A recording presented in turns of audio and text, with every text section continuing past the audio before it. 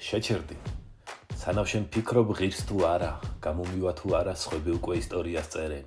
იცი რა არის წარმატების ნომერ პირველი მტერი? სიტყვები უნდა დავფიქრდე.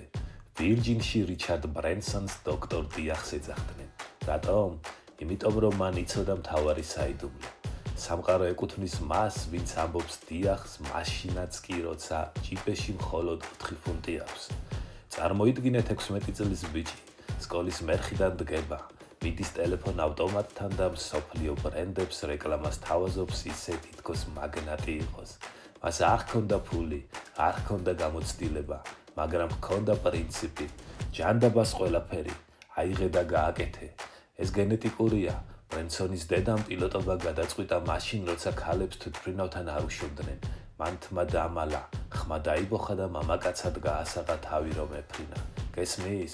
თუ კარი დაკეტილია, ფანჯრიდან უნდა შეხვიდე. ბევრი ფიქრობს, ჯერ ვისწავლი და მერე გავაკეთებ.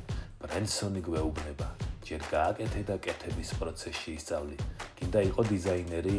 აიღე ცოცხი და დიზაინერ კომპანიაში დამლაგებლად დაიწყე. ოღონდ დაიწყე. ნუ მისცემ უფლებას სულორულ წესებს და შიშს შეგაჩეროს.